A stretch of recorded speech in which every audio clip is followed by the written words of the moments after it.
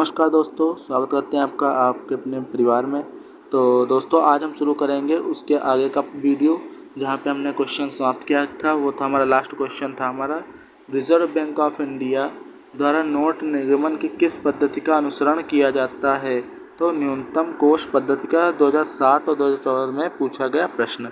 अब शुरू करते हैं यहाँ से आज हम। तो Bharat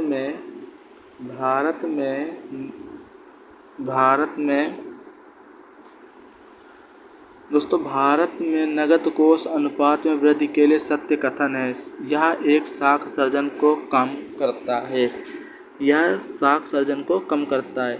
reserve bank of India के हाल के आकलन के अनुसार 2002-03 के विकास दर होगी 5.5%। वह 2022-23 के अनुसार देखें तो 7.2% है। वह राज्य जिसके व्यापार का संचालन भारतीय रिजर्व बैंक नहीं कर सकता या करता। जम्मू कश्मीर अप्रैल 2011 से करता है, सिक्किम का अभी भी नहीं करता है। 2014 में पूछा गया प्रश्न। भारत में 1 के सिक्के जारी करने के लिए अधिकृत है वित्त मंत्रालय, फाइनेंस मिनिस्ट्री। भारत में व्यावसायिक बैंकों द्वारा साख सर्जन का नियंत्रण किया जाता है भारतीय रिजर्व बैंक पर। आरबीआई के खुले बाजार संचालन, ओपन मार्केट ऑपरेशन से आशय है प्रतिभूतियों का क्रय विक्रय। रिजर्व बैंक ऑफ इंडिया के नोट निर्गमन विभाग को अपने स्टॉक में हमेशा रखना चाहिए 1.115 करोड़ का स्वर्ण।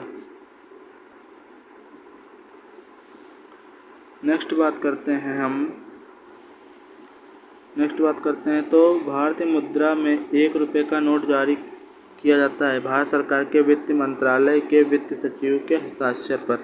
यह लोअर प्री में आया है 2004 में। रिजर्व बैंक को करेंसी नोट छापने का अधिकार प्राप्त है 10,000 करोड़ तक एक वित्तीय वर्ष में। भारतीय रिजर्व बैंक द्वारा CRR में वृद्धि है। भारत अर्थव्यवस्था में मौद्रिक तरलता में कमी आती है।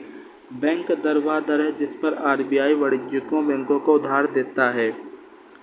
अक्टूबर 2001 में भारतीय रिजर्व बैंक द्वारा बैंक रेट 7% घटाकर कर दिया गया 6.50%। वर्तमान में 5.40% है।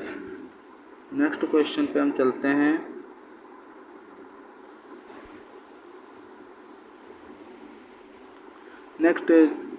हैं। हम पिछले एक वर्ष अर्थात जून 2010 और 11 जून के मध्य रेपो रेट में अंतर की कोटि रही है 4%।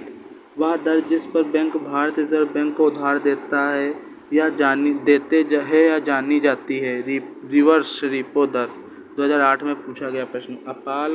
अल्पकाल में भारतीय रिजर्व बैंक जिस ब्याज दर पर व्यापारिक बैंकों को उधार देता है उसे रेपो दर कहते हैं। बैंक को अपने आसपास नकद धनराशि और कुल परिसंपत्ति के बीच एक अनुपात बनाए रखना पड़ता है SLR। नेक्स्ट क्वेश्चन है कि एक रेपो दर को नियमित करता है भारतीय रिजर्व बैंक। 2002 में पूछा गया प्रश्न। विभेदीकृत ब्याज योजना का उद्देश्य रियायती ऋण प्रदान करना था समाज के कमजोर वर्गों के लिए। 2008 में पूछा गया।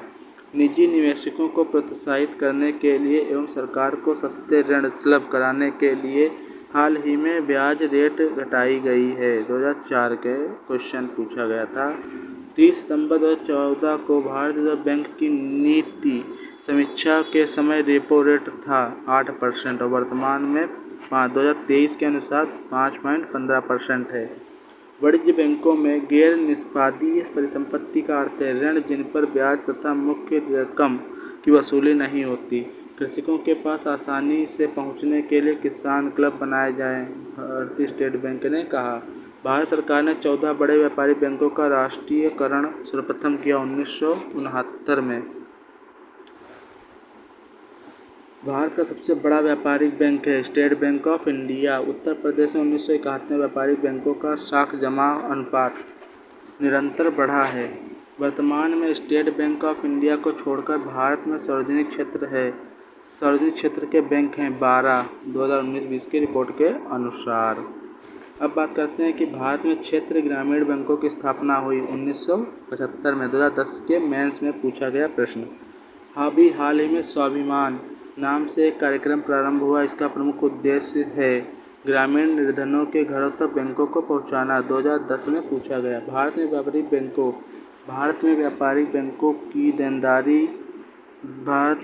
बैंकों की देनदारी के घटकों में सबसे अधिक महत्वपूर्ण है सावधि जमा धनराशि। भारत में व्यापारिक बैंकों की देनदारियों में सबसे महत्वपूर्ण अंश है समयावधि जमाओ। नेक्स्ट क्वेश्चन पे चलते हैं। भारत में व्यापारिक बैंकों को देनदारियों का सबसे महत्वपूर्ण अंश है सावधि जमाएं। सर्वप्रथम चीन में अपनी शाखा खोली स्टेट बैंक ऑफ इंडिया ने एक वाणिज्य बैंक की परिसंपत्ति है किसानों को साख क्षेत्र ग्रामीण बैंक का कार्य नहीं है। भारतीय कृषि पुनर्वित्त निगम के कार्यों को ले लेना 2005 में पूछा गया प्रश्न। क्षेत्र ग्रामीण बैंक का कार्य नहीं। भारतीय कृषि पुनर्वित्त निगम के कार्यों को लेना। राष्ट्रीयकृत बैंक नहीं है आईसीआईसीआई बैंक। अग्रणी बैंक योजना का प्रारंभ हुआ दिसंबर 1969 में 2004 में पूछा गया प्रश्न। लीड बैंक का कार्य किया जाता है इस कार्य हेतु नामित बैंक द्वारा। भारत का सार्वजनिक क्षेत्र में सबसे बड़ा वाणिज्य बैंक है भारतीय स्टेट बैंक। सार्वजनिक क्षेत्र का वाणिज्य बैंक है इंडियन ओवरसीज बैंक। भारत में वाणिज्य बैंकों का राष्ट्रीयकरण हुआ 1969 में। ग्रामीण अवस्थापना विकास कोष का सृजन हुआ नाबार्ड के अधीन। भारत में ग्रामीण अवस्थापन विकास कोष कार्यक्रम के कार्यक्रम वाली मुख्य संस्था है नाबार्ड। 2009 में पूछा गया है। 14 नाबार्ड के अधीन जो क्वेश्चन ग्रामीण अवस्थापन विकास कोष का सृजन किया गया नाबार्ड के अधीन। यूपीपीसीएस 2004 और 2014 में पूछा गया है। नाबार्ड पुनरावृत्ति प्रदान करता है कृषि एवं ग्रामीण विकास के लिए। वर्ष 1995-96 स्थापित ग्रामीण अवस्थापना विकास कृषि को हिसाब रखता है राष्ट्रीय कृषि एवं ग्रामीण विकास द्वारा। भारत में नाबार्ड बैंक पुनः वित्त उपलब्ध नहीं कराता। वह निर्यात आयात बैंकों को वित्तीय समावेशन का उद्देश्य नहीं है। बैंक अधोसंरचना का सिकोड़ना 2016 में पूछा गया प्री के पेपर में। भारत सरकार ने देश में 14 बैंकों का राष्ट्रीयकरण किया था 19 जुलाई 1969 में। वित्तीय समावेशन की प्रक्रिया की सफलता से बाधक है निम्न आय निरक्षरता एवं बैंक शाखाओं का अभाव। पंजाब नेशनल बैंक में विलय होने वाला वाणिज्य bank new bank of India. सार्वजनिक क्षेत्र में उपक्रमों में से एक जिसमें सरकार की 100% शेयर पूंजी BHEL। नेक्स्ट क्वेश्चन पे चलते हैं। सार्वजनिक क्षेत्र के उपक्रम में एक जिसमें सरकार 100% शेयर पूंजी है BHEL 2008 मेंस में पूछा गया क्वेश्चन।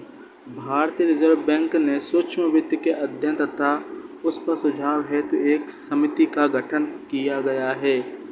इसके अध्यक्ष YH मालेगाम।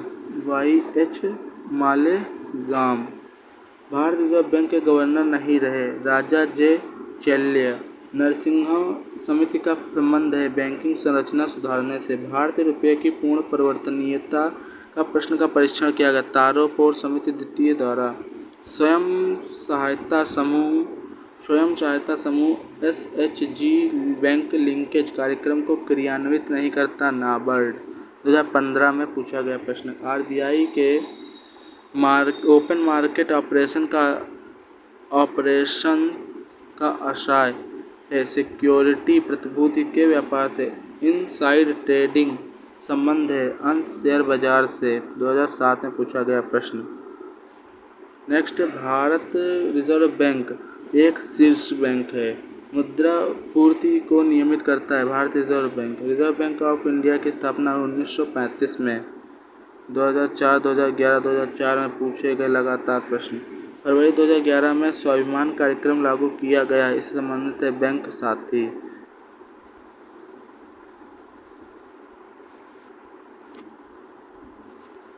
तो दोस्तों आज यहीं तक रखते हैं। कल से पढ़ेंगे मुद्रास्फीति इन्फ्लेशन। ठीक है, तो यहाँ पे आज आपको PDF दिखाते हैं। यहाँ पे देखिए 2021, 2016, 2012, 2008, 2021, 2021, 2021, 2016, 2014, 2018, 2008, 2012, 2002, 2015, 2013, 2008, 2004, 2009, 2007, 2008 लगातार क्वेश्चन आए हुए, बहुत सारे क्वेश्चन हैं।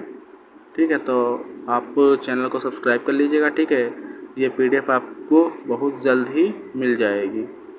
तो मिलते हैं नई वीडियो के साथ, तब तक के लिए जय हिंद, जय भारत।